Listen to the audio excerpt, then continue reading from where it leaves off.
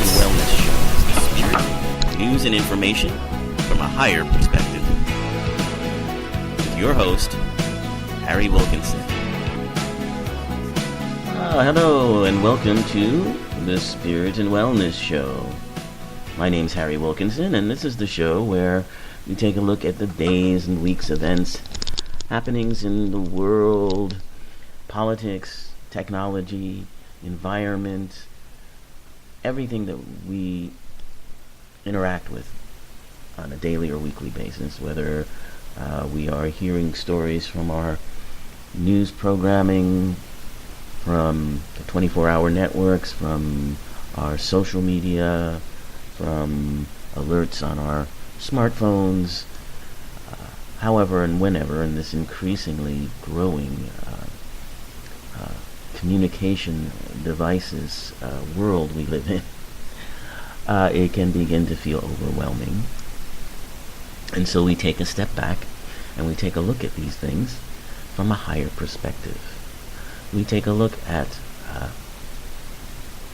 the truth of who and what we are. And we take a look at these stories from the perspective of they are being creations of our own, illusions, which feel very, very real, and through which we experience all manner of feelings, from despair to triumph, that are not our highest state of being. In fact, it is only through these experiences that we have these amazing feelings, and that we create these situations at the highest level of our being, at a metaphysical level, that which is beyond our physical bodies. And through our connection with divine mind, as I like to call it, but others have different words for it. But it is an energy level. It is a metaphysical level in which the highest part of ourselves, our true selves, not our bodies, but who we really are, connect and create. And when we remember that we are creating it all,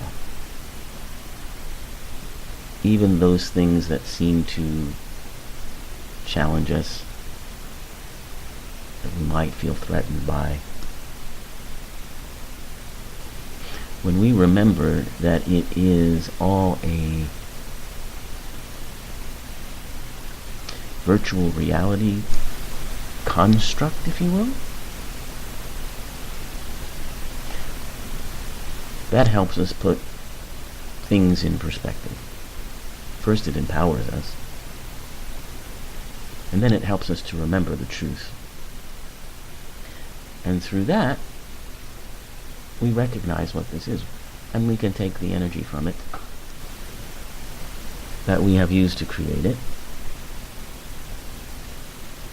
and that will change things. And then we can become more conscious creators in what we are creating, rather than not recognizing that these are our creations at the highest level of our beings. Now, granted, there's always going to be, at this level, some degree of forgetfulness, I guess, or some degree of unawareness of how much we are creating what goes on around us. But if we can open that door a crack, we begin to remember. And over time, that awareness grows.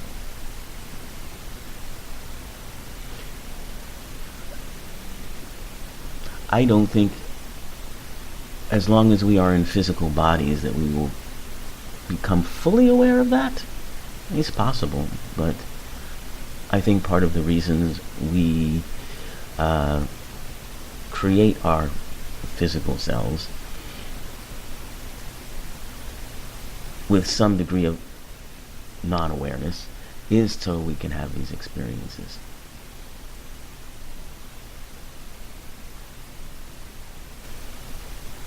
So that we can have these feelings. So I don't believe that,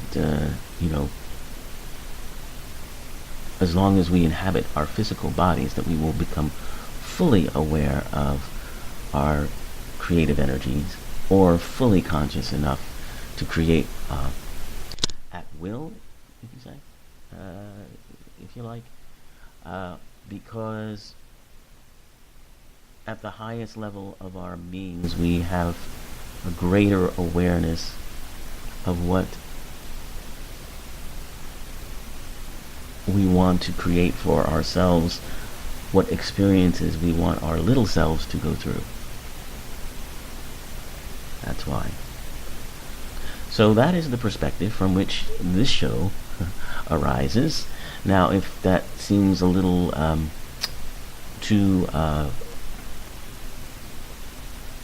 airy or metaphysical for you, don't worry about it. We do talk about some very practical things on this show. So there's certainly much you can get out of it, even if you are a little bit uncertain about some of the things I talk about. So today's episode, we will finally, I think, wrap up our exploration of the magic mushroom and the wonderful effects of psilocybin for health and for stress, and how this mushroom, which has been basically made illegal since around 1970, is coming around for use in medicinal purposes. And just like the trajectory of marijuana, I believe, and also other psychedelic drugs like lysergic acid, it's on a trajectory for legalized use in one form or another. And it's a very good thing, because we've been talking in over the past few months on this show about this research that's going on a whole class of what are known as psychedelic drugs, or what other researchers refer to as entheogens. These are drugs that help you to become, for lack of a better term, more spiritually aware. Not religious, it's not tied to any religion, but more of a sense of connection, more of a sense of transcendence. It stimulates those aspects or those areas of the brain which experience those feelings. There's also a genomic element to it, which I've talked about frequently on this show, the VMAT2 gene, which is the gene that sort of makes us able to have those experiences.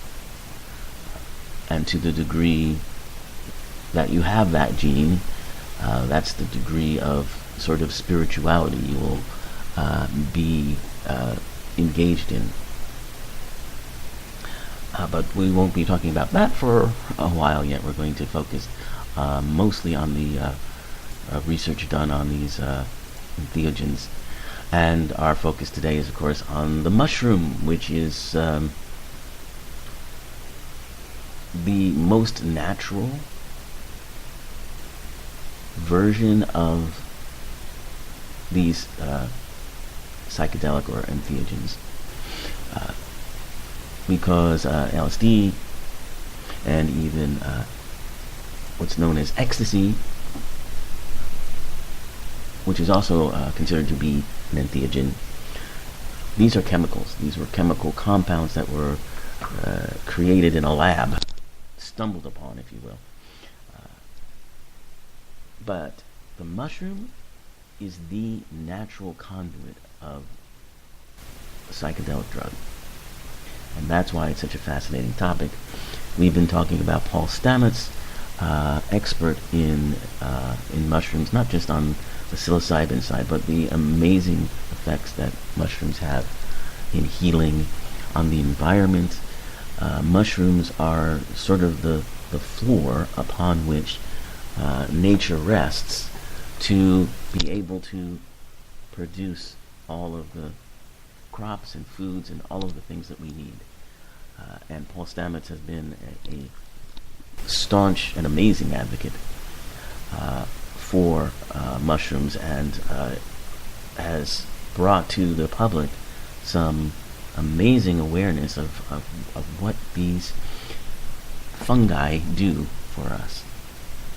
But today we're going to focus completely on the magic mushroom, as it's called, the mushrooms that contain psilocybin, and our journey with that, and how they were discovered, and where they are now at this point. And we're also going to talk about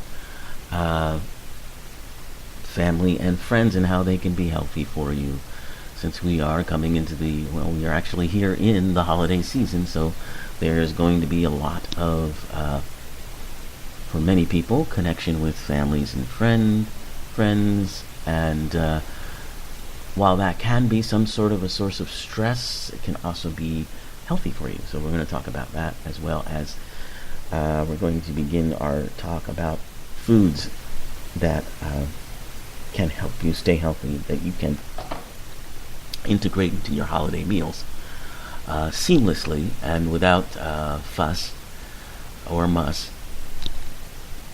that will ensure your own and your guests' and families' health. So we're going to talk about all those things. But first we're going to start with our tale of the magic mushroom. Alright, so we've been talking about Mr. Paul Stamets, the mushroom expert, but there are other mushroom messiahs, if you will, that have really, before Stamets, discovered and advocated for the power of mushrooms. And one of those gentlemen was a guy by the name of R. Gordon Wesson. R. Gordon Wesson is not a scientist. He was a banker. But he was intrigued by stories he had heard of mushroom cults in South America.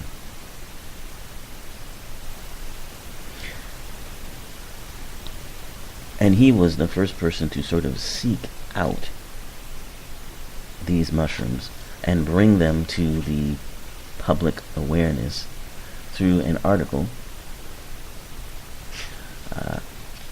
that he wrote in the 1950s in Life magazine, which was around back then.